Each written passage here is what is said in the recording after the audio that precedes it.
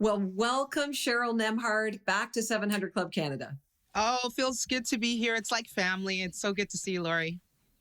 Well, you too, Cheryl. I mean, you've accomplished so much in your life, and you're a voice, an advocate for the marginalized. I love you. I love what you do. And you're the creator of EMG, Exusa Media Group. Hope I said that right. Can you tell us Exusia. why you... Yep. Exusia, right. Can you tell us why you started it and what's the focus of the media company?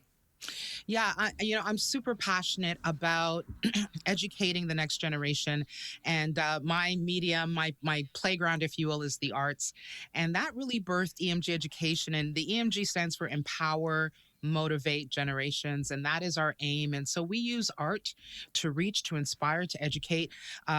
We've actually had the privilege of being in over 170 schools so far to date, and we've been seen by over 75,000 students right across Ontario.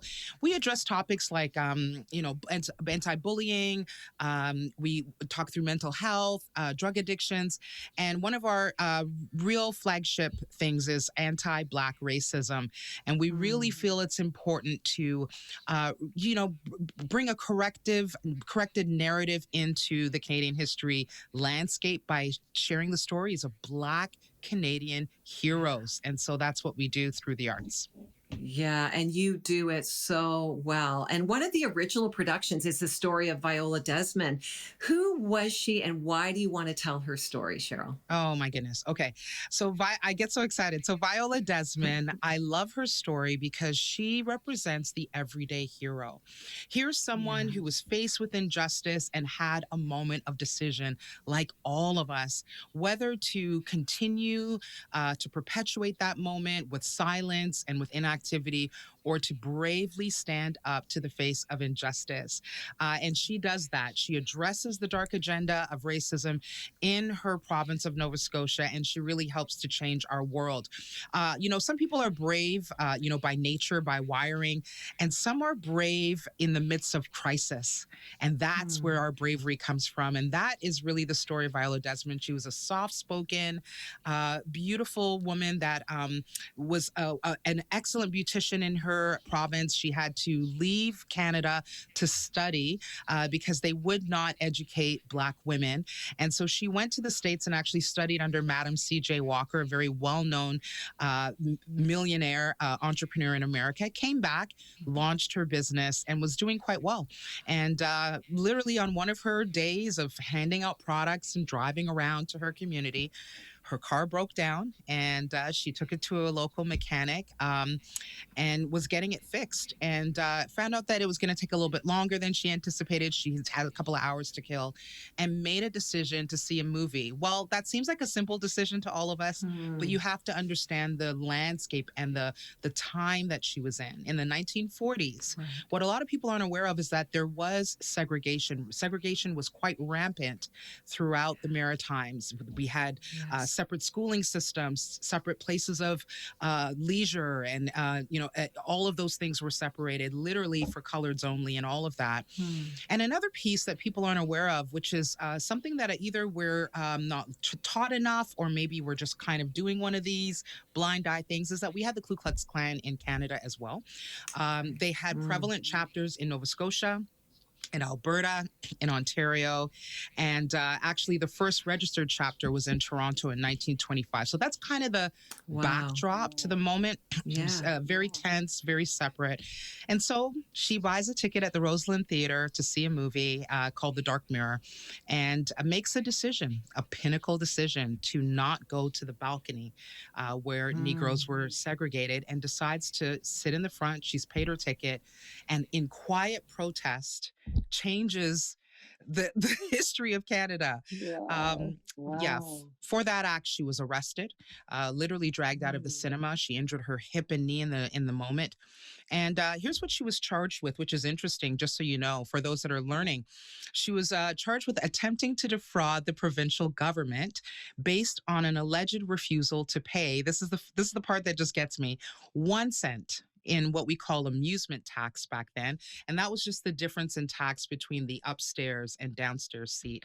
So she was charged for 1 cent, held overnight, Yep, held overnight, no bail, no legal counsel, nothing. And in her hiring of a lawyer and her challenging the courts of Nova Scotia, it became a milestone human rights case here in Canada. Boy, that just is remarkable, It's Isn't isn't it, it, Cheryl? I Cheryl? remarkable. mean, we shake our heads, but we're like, we have to be aware that that was not that long ago. And what has changed? I mean, Black History Month is significant on so many levels. Thank you for telling us her story for those who are not fully aware of her story. But what does Black History Month personally mean to you, Cheryl? Mm. I love this time of the year because I feel like it's a time where we as a nation earmark a month and pause to really celebrate, to recognize the achievements, the accomplishments of those of the African and Caribbean heritage, but also to acknowledge their place in history, the significant, I Yes. would say tremendous contributions that Blacks have made to the fabric and the history of Yeah. Canada. Also, as a really important part B, it's a great time for us to really continue the discussion about racism and bias and prejudice and how we can challenge those negative stereotypes. 100%. And I think this year, Black History Month is going to take on a whole new level of meaning, really around the world, don't you think? People are Yeah, I think that for all of us, this last year has become a year of awakening, if not greater awareness. And what would you say are the lessons? I know there's so many, but just briefly here, what would you say are the lessons that we have learned and are learning from especially this last year in regards to the significance even of Black history and the contribution of our brothers and sisters of, Black culture? Yeah, I think the number one lesson that I want to reiterate is that Black history is Canadian history, period. Yeah. Yeah.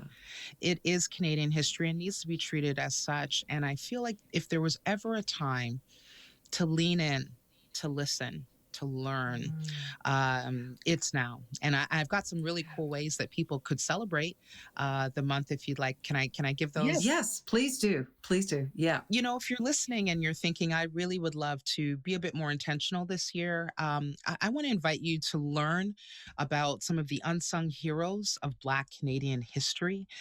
Get to know that narrative and what they've contributed and sacrificed to make this nation the great nation that it is. Think about supporting a Black owned business or making a donation to a Black owned not for profit organization like EMG Education or like others. You can do some research on that.